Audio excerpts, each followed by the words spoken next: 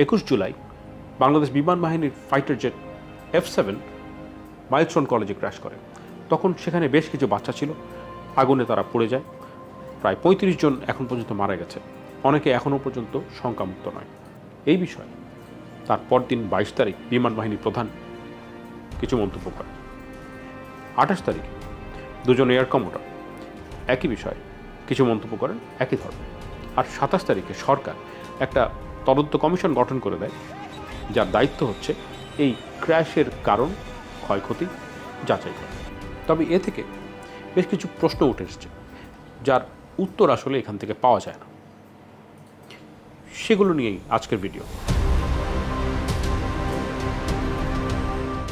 প্রথমে বিমান বাহিনী প্রধান এয়ার চিফ মার্শাল হাসান মাহমুদের মন্তব্য দিয়ে শুরু করি।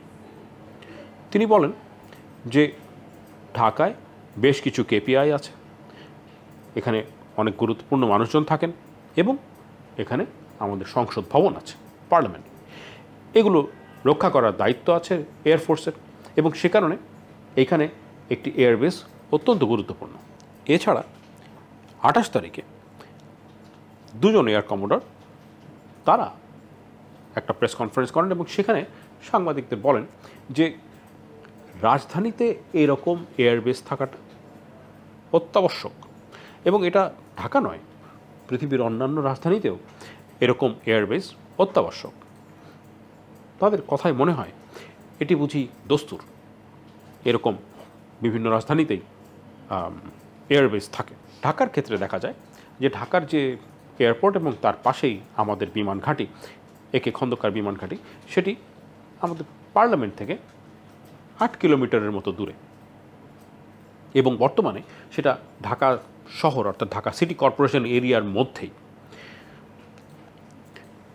আশেপাশের দেশগুলোতে যদি উদাহরণ হিসেবে দেখা যায় তাহলে পরে দেখা যাবে যে দিল্লির সবচেয়ে কাছের এয়ারফোর্স স্টেশনের নাম হিন্দন, সেখানে অবশ্য শুধুমাত্র VIP মুভমেন্ট হয়, ওখানে ফাইটার এয়ারক্রাফট ওঠানামা করে বলে জানা যায় না।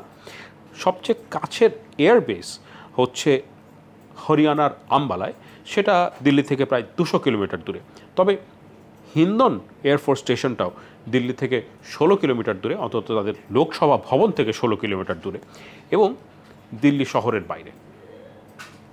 ইসলামাবাদে সবচেয়ে কাছাকাছি এয়ারবেসের নাম নূর খান এয়ারবেস, সেটা ইসলামাবাদের পার্শ্ববর্তী শহর রাওয়ালপিন্ডিতে এবং পাকিস্তানের পার্লামেন্টের থেকে 13 কিলোমিটার দূরে। শ্রীলঙ্কার কলম্বোতে অনেকটা ঢাকার মতোই, একদিকে শাহজালাল এয়ারপোর্ট, অন্যদিকে বিমান ঘাঁটি, সেখানেও তাই বন্দরনায়েক ইন্টারন্যাশনাল এয়ারপোর্ট, আর তার পাশে কাটুনায়েক এয়ারবেস। এই কাটুনায়েক এয়ারবেস শ্রীলঙ্কার পার্লামেন্ট ভবন থেকে 30 কিলোমিটার দূরে এবং শহরের বাইরে তো বটেই। আমেরিকার দিকে যদি তাকাই দেখা যাবে ওয়াশিংটন DC থেকে অ্যান্ড্রুজ এয়ারবেস 15 কিলোমিটার দূরে, সেটা পার্শ্ববর্তী স্টেট ম্যারিল্যান্ডে অবস্থিত। এখানেও বলা হয় খুব একটা বেশি ফাইটার এয়ারক্রাফট অপারেশন হয় না, তবে দেখা যায় যে সময় সময় এখান থেকে F-16 ওঠানামা করে। লন্ডনের সবচেয়ে কাছের নর্থ হোল্ট এয়ারবেস, সেটি লন্ডন থেকে 20 কিলোমিটার দূরে এবং সিটি লিমিটের বাইরে।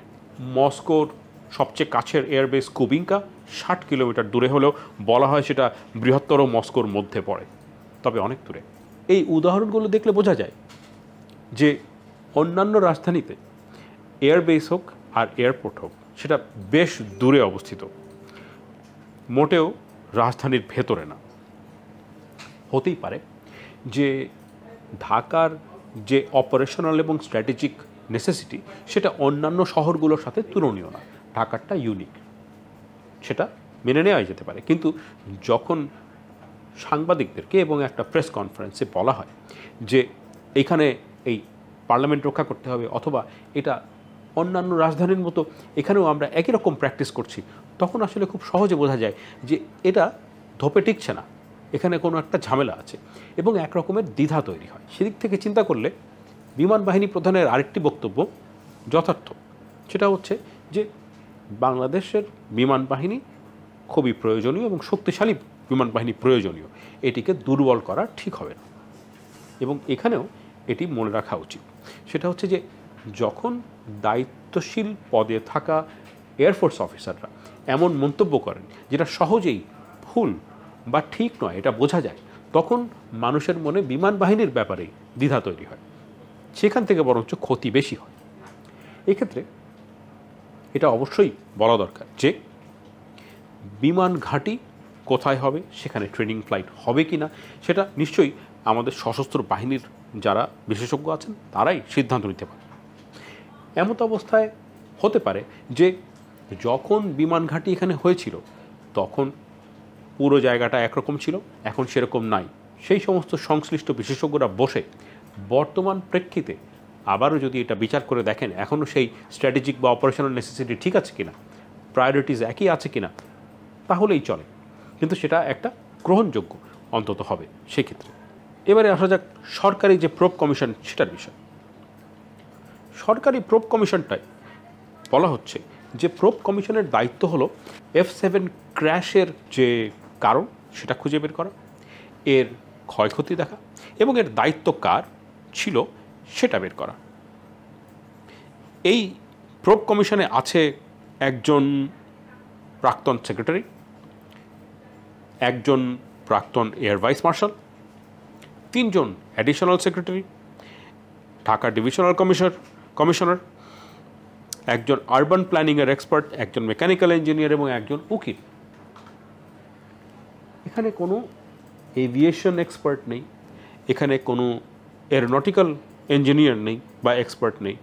এখানে এই যে জেট ফাইটার তার ম্যানুফ্যাকচারার চাইনিজ যারা আছেন সেই ম্যানুফ্যাকচারারদের মধ্যেও কেউ নেই। তাহলে এই F7 জেটটা কেন ক্র্যাশ করলো সেটা বের করবে কে? আমরা ধরে নিতে পারি যে এটা বের করবে আসলে বিমান বাহিনীর আরেকটি তদন্ত, এবং সেই তদন্ত থেকে কি বেরিয়ে এসছে সেটা হয়তো সিভিলিয়ানদের সাথে খোলাখুলিভাবে জানানো হবে না, কারণ তাতে অনেক ক্লাসিফাইড ইনফরমেশন বের হয়ে যেতে পারে, খুবই গ্রহণযোগ্য ব্যাখ্যা হতে পারে সেটা। কিন্তু সেটা তো সরকারের পরিষ্কার করে বলতে হবে। সরকার যদি একটি কমিশন গঠন করে বলে এর দায়িত্ব হলো ক্র্যাশের কারণ বের করা, আর সেখানে যদি সেই রকম বিশেষজ্ঞই না থাকে, তাহলে তো বোঝাই যায় যে এটা আসলে এই কমিশনটা আসলে কাজ করার জন্য না, মানুষকে বুঝ দেওয়ার জন্য হচ্ছে। এবং এখান থেকে আদতে কোনো সেই রকম পদক্ষেপ বা কোনো সমাধান বের হবে না, সেটা ধরে নিয়েই এটা করা হচ্ছে। মাইলস্টোন কলেজে F7 জেট ক্র্যাশের কারণে অনেক শিশু মারা গেছে, যে শিশুরা তাদের স্কুলে ছিল, যেটা তাদের জন্য একটা নিরাপদ জায়গা হবার কথা। এইরকম একটা ট্র্যাজেডির সামনে দাঁড়িয়ে এই ধরনের বুঝ দেওয়া কমিশন একেবারেই অপ্রত্যাশিত। আর এই যে বিভিন্ন বিবৃতি এবং প্রজ্ঞাপন, এ থেকে যে প্রশ্নগুলো আসছে সেই প্রশ্নের উত্তরও কোথাও আসলে মিলছে না, সেটাও অপ্রত্যাশিত।